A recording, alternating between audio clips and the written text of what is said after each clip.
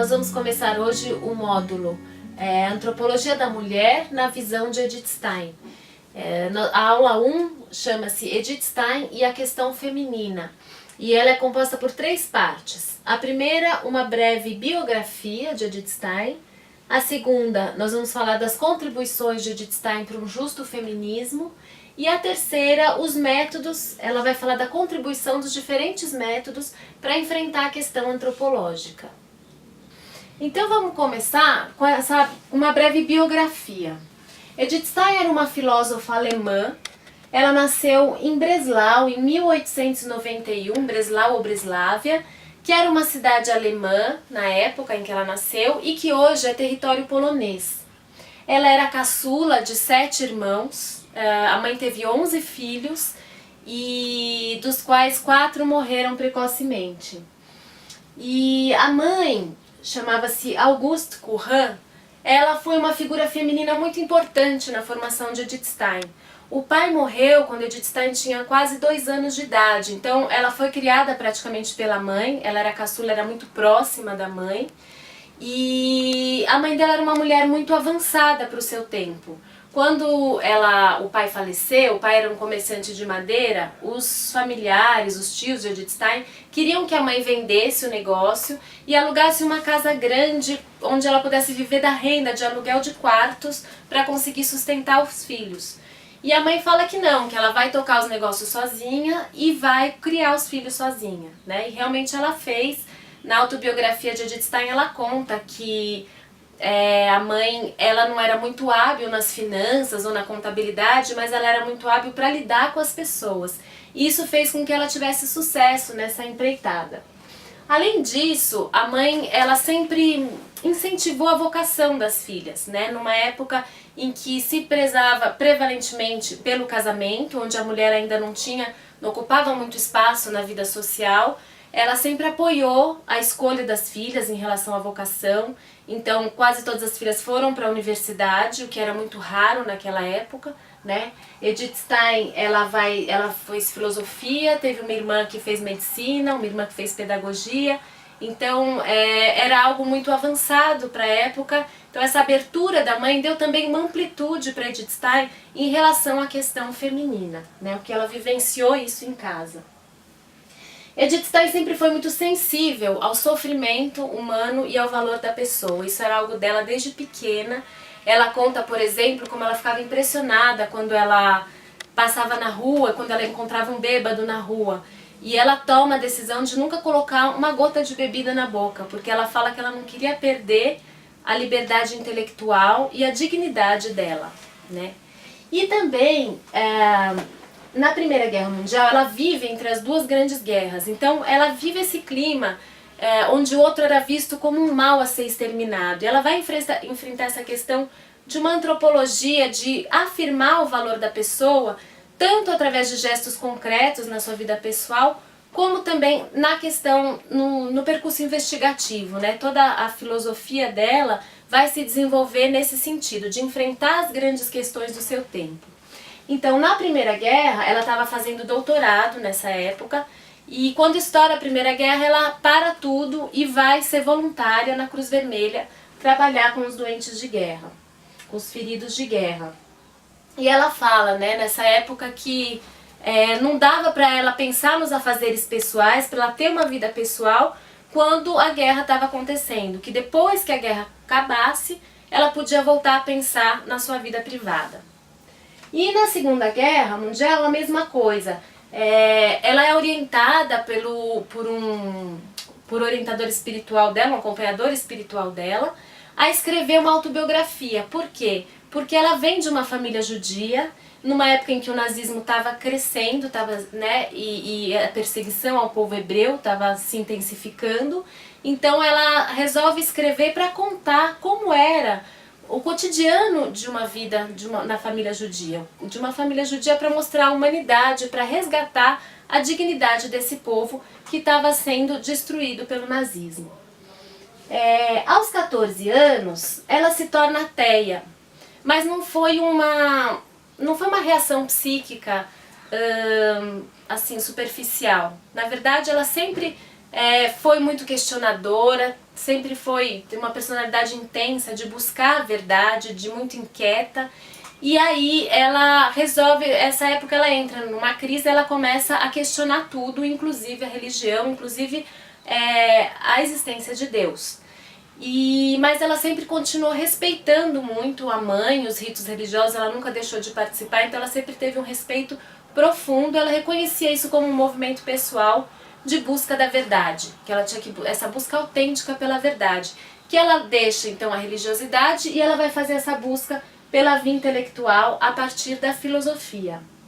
Ela sempre foi muito inteligente, então inquieta, como eu falei, e precoce, né? Aos 6 anos ela vai para o jardim da infância e ela pede que ela quer frequentar a escola primária, que ela acha que aquilo era coisa de criança e ela queria aprender para valer.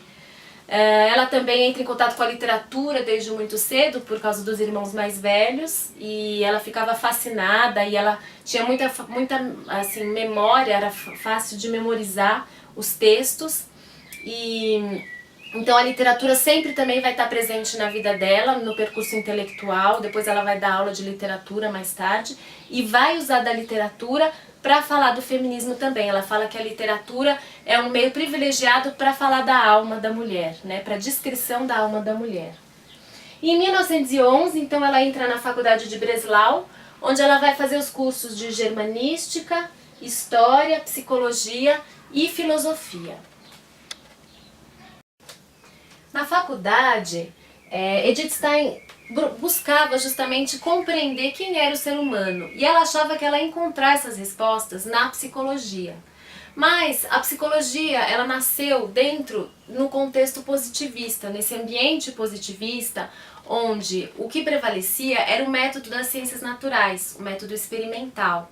E no caso da psicologia, a mesma coisa. Então, ela era prevalentemente um estudo das sensações corpóreas e não atingia o espírito humano. Tanto que a Edith Stein se decepciona e vai dizer que era uma psicologia sem alma.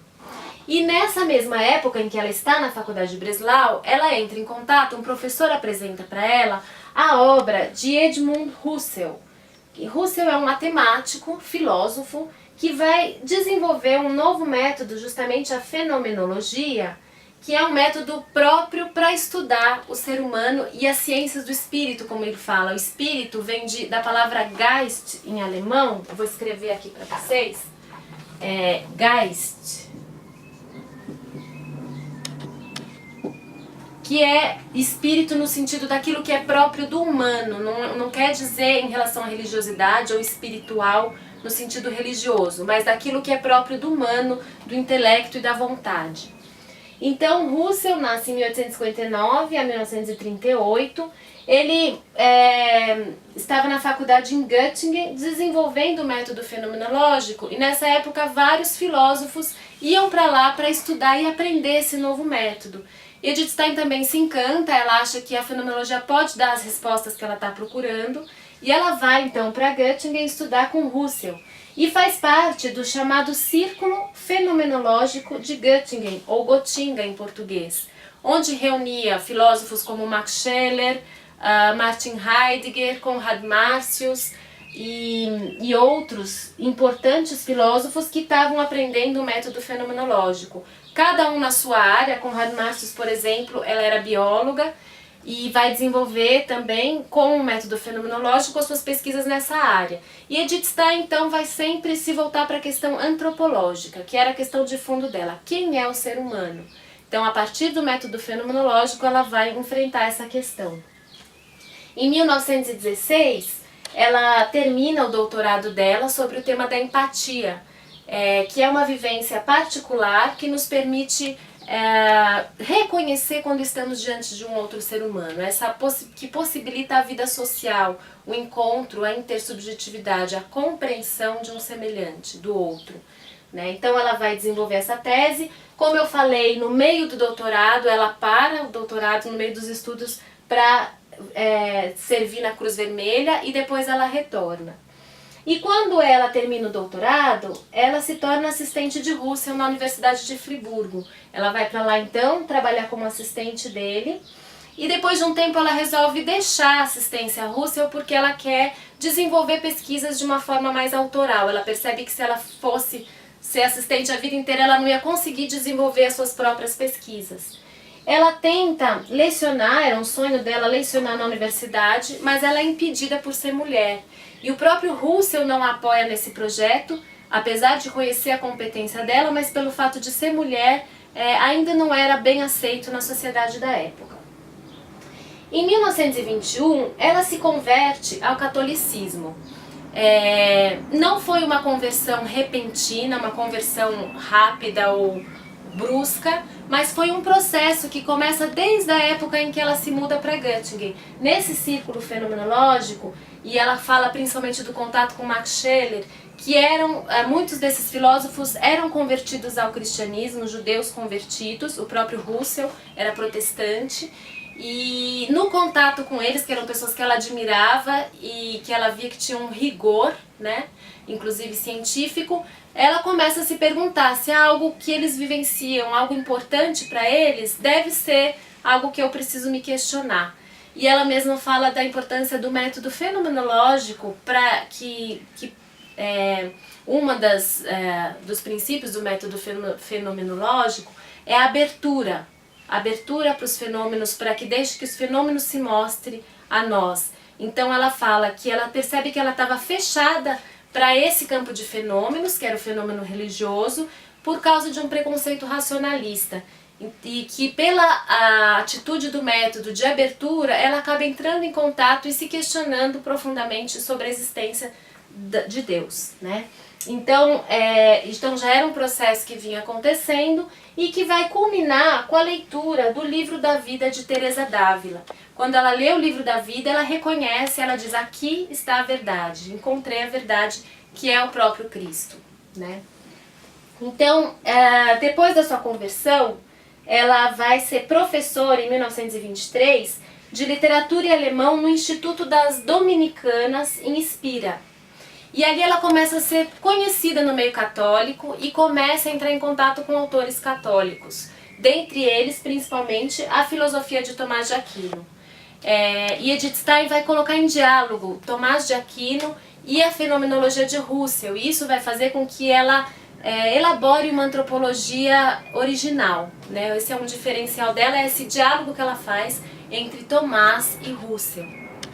Bom, entre 1926 e 1933, ela começa a dar palestras sobre educação e a questão feminina em toda a Alemanha, na Polônia e na Áustria também. Então ela começa a ser conhecida a partir dessas conferências que ela é convidada a dar. E aqui já fala um pouco desse envolvimento de Edith Stein com a questão feminina, se deu principalmente a partir da questão pedagógica. Como ela vai lecionar para as meninas, para as moças da época, ela começa a se perguntar como eu posso oferecer uma justa formação, uma formação para o feminino. Ela via que a formação da época era muito masculina e ela fala, então eu preciso entender quem é a mulher, qual é a sua antropologia, para oferecer uma formação adequada. E ela começa a dar essas conferências, principalmente no meio católico. E em 1932, ela vai ser professora de antropologia filosófica no Instituto Alemão de Pedagogia Científica de Münster. Era uma sede desse instituto, né? Era uma sede principal no meio católico, então ele era uma referência para os estudos da pedagogia. E ali ela vai apresentar, tem uma obra de Edith Stein que se chama, traduzida como A Estrutura da Pessoa Humana, onde ela apresenta a antropologia dela, que é baseada nesse curso que ela dá no Instituto Alemão de Pedagogia de Münster. Em 1933, ela é impedida de lecionar por causa do nazismo, então ela deixa de ser professora e ela resolve entrar no Carmelo. Já era algo que ela queria, mas ainda não tinha encontrado o momento certo. E nesse momento, então, em 1933, ela entra no Carmelo de Colônia e com o nome de Teresa Benedita da Cruz. Teresa em função de Santa Teresa d'Ávila, quem ela era próxima e a sua inspiração, não só no Livro da Vida, mas também nas Moradas e Castelos, quando ela vai falar da alma, ela se apoia muito nos escritos de Santa Teresa, na mística de Santa Teresa e São João da Cruz. Benedita também, porque ela era muito próximo dos beneditinos, frequentava os mosteiros beneditinos, que davam uma boa formação, os jovens se encontravam nos mosteiros beneditinos na época. E da cruz, por causa da ciência da cruz, que ela vai escrever depois, essa mística da cruz, que é algo que a toca profundamente, que ela vive profundamente na sua vida pessoal. Bom, em 1942, ela entra no Carmelo de Colônia. Depois, quando ela é levada para o Carmelo na Holanda, fugindo da perseguição nazista, em 1942 ela é levada junto com a irmã dela, que se chama Rosa, que também tem uma conversão ao catolicismo e que vai morar com ela no Carmelo depois da morte da mãe. E as duas são levadas para o campo de concentração e morrem na câmara de gás. E Edith Stein, antes de morrer, ela fala para a irmã: vamos pelo nosso povo. Então ela oferece a sua vida pelo povo judeu. E por isso ela é reconhecida como mártir pela Igreja Católica. Em 1988, ela foi canonizada pelo Papa João Paulo II. Bom, nós vamos agora para o item B, falar da contribuição de Edith Stein para um justo feminismo.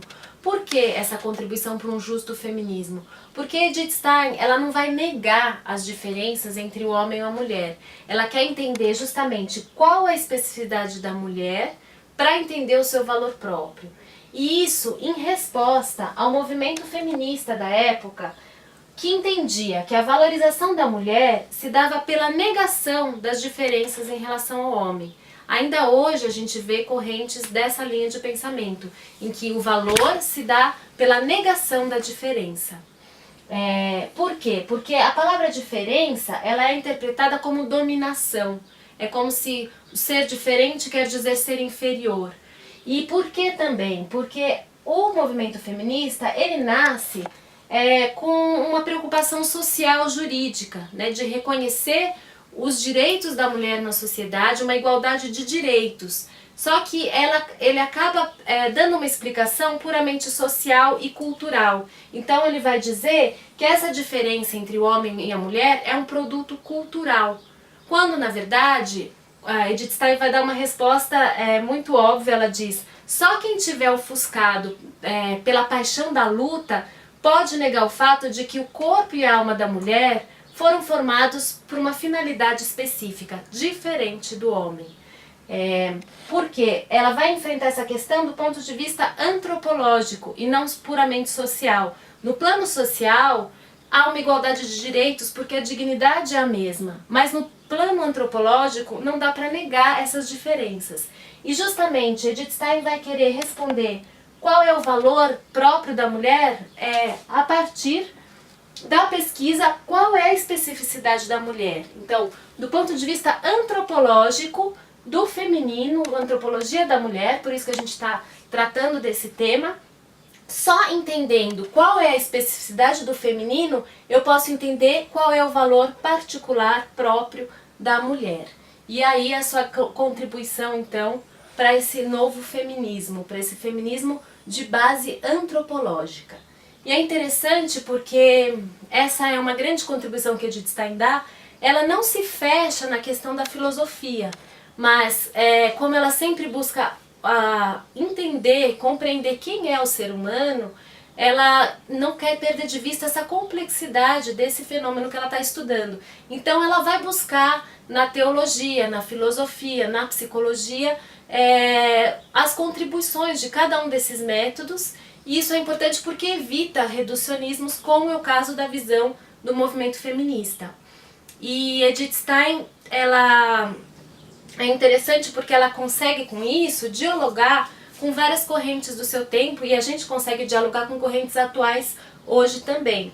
Por exemplo, ela vai evitar o reducionismo de dizer que o ser humano é simplesmente fruto do meio, ou simplesmente fruto da sua força de vontade, que dizem hoje muitos manuais de autoajuda, como se bastasse a minha força de vontade para me formar, para eu ser o que eu quero ser, né? Como se eu não tivesse influência do meio, ou que eu sou simplesmente fruto da minha estrutura inata. Ela vai falar que, na verdade, nós somos o produto, nossa formação se dá a partir da inter-relação de todos esses fatores. É algo complexo que não dá para ser simplificado com uma única visão.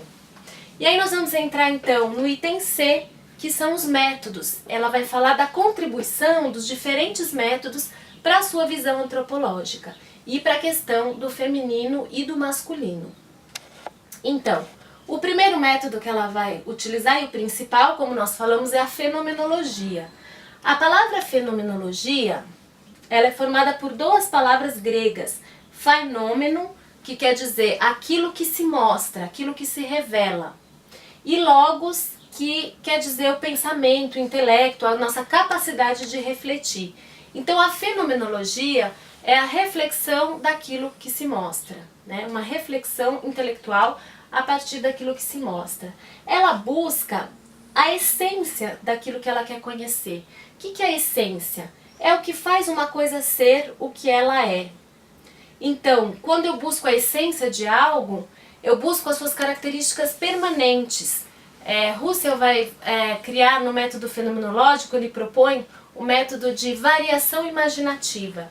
Por exemplo, se eu pego uma cadeira, ele começa a fazer um exercício de pensar uma cadeira de diferentes formatos, de diferentes cores. Então ele fala, se é uma cadeira vermelha, se ela for rosa, ela deixa de ser cadeira? Não. Então a cor, no caso da cadeira, não faz parte da sua essência, da sua estrutura essencial. E ele vai fazendo esse método até ela chegar, bom, o que define uma cadeira? É o que serve para sentar. Se eu bato palma, a gente pode reconhecer imediatamente que é um som. O som é a essência do bater palma. O som é a essência. A gente reconhece intuitivamente o que é aquela coisa. Então tem coisas que a gente consegue reconhecer de imediato com a essência, pela nossa capacidade de abstração. Toda vez que a gente classifica, agrupa alguma coisa, a gente está tratando das essências, né? Porque fazem parte da mesma espécie, fazem parte daquele mesmo grupo. Então essa capacidade de abstração do ser humano, Russell fala pela nossa intuição, é possível captar a essência das coisas.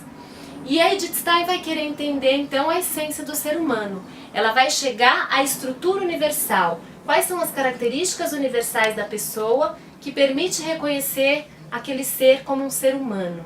A gente não vai tratar disso hoje, vai tratar disso na segunda aula. Eu vou apresentar para vocês a estrutura da pessoa humana segundo Edith Stein. Bom, o segundo método, então ela vai falar que o método da filosofia, da fenomenologia, ele contribui para a questão do feminino porque ele apresenta a essência, ela vai conseguir apresentar a estrutura essencial do ser humano. Ao revelar essa estrutura, ele vai revelar também que essa estrutura ela se difere em masculino e feminino. E ele também, a filosofia pode perceber que essa estrutura se preenche de acordo com cada individualidade, porque cada ser humano é único. Então ela fala que a filosofia consegue captar a essência e que existe uma individualidade. Mas não é papel da filosofia trabalhar essa individualidade. Isso vai ser papel da psicologia e de outras ciências. Depois a teologia. Qual que é a contribuição da teologia para a questão do feminino? A teologia, ela trabalha com a revelação divina, ela apresenta a revelação divina. Então ela vai trabalhar com fatos históricos e com as questões práticas, né? Então ela faz afirmações que depois vão ser explicadas, deixa um trabalho intelectual, um amplo campo para o trabalho intelectual. Então, a partir de afirmações da teologia, a gente com a razão consegue explicar, entender essas afirmações. Então ela fala que a filosofia e a teologia são ciências complementares. E a teologia, ela ajuda para que a filosofia não caia em erros teóricos e práticos. Depois ela vai falar da contribuição das ciências positivas, especificamente da fisiologia e da psicologia alimentar, que é uma psicologia mais próxima das ciências naturais. Então, na fisiologia, ela fala da importância de se conhecer o corpo da mulher para conseguir dar uma formação para um corpo saudável, ágil, forte. A psicologia alimentar vai trabalhar a questão da memória, da capacidade intelectual. Então, tudo isso vai ser material importante para se pensar uma formação para a mulher. E, por último, ela vai falar da psicologia individual, que a sua contribuição, a gente tem que pensar que ela está sempre no campo pedagógico, né? A motivação de fundo dela é pensar como eu dou uma formação adequada para as mulheres. A psicologia individual, ela vai apresentar tipos, a tipologia, então tipos de mulheres. E por que é importante essa tipologia? Porque ela pode mostrar para o educador que nem todos se interessam pelos mesmos assuntos e que um único método pode não funcionar para todas as pessoas da mesma forma. Então, ela está trabalhando a questão de você individualizar um pouco mais o pedagógico. E essa tipologia, ela também fala da importância, a tipologia é importante para nortear o trabalho, mas a gente não pode cair no erro de usar isso como uma estrutura rígida. A gente começar a classificar as pessoas e para isso e perder de vista a individualidade, né? Então essa tipologia é uma referência importante no campo pedagógico. Enfim, a importância, né, da contribuição de Edith Stein, no fundo, é conseguir harmonizar tudo isso, aproveitar todas essas contribuições. A gente vê a amplitude que ela tem em relação ao tema do feminino. Isso acontece com todos os temas que ela trabalha, não só no feminino, mas ela tem uma grande contribuição a dar nessa área pra gente. E para justamente não perder de vista a complexidade do fenômeno humano. A gente não absolutizar nenhum método para não reduzir a pessoa. Nessa primeira aula, então, nós vimos uma breve biografia de Edith Stein, a importância da mãe na formação dela, na formação feminina dela também, essa visão da questão feminina. Vimos o envolvimento dela com as grandes questões do seu tempo, tanto do ponto de vista pessoal como intelectual.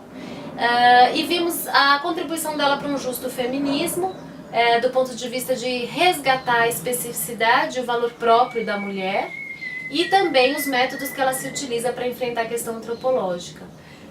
Nós vamos dar continuidade nas próximas aulas, retomando, né, a estrutura essencial da pessoa humana. Vamos falar também da participação da mulher, da importância da participação da mulher na vida da sociedade. E antes de finalizar, só queria deixar então uma pergunta para vocês, para ajudar a fixar esse conteúdo e a refletir um pouco. A pergunta é: qual a principal diferença entre a visão do movimento feminista e a visão de Edith Stein em relação ao valor da mulher? Deixo então essa pergunta para vocês e até a próxima!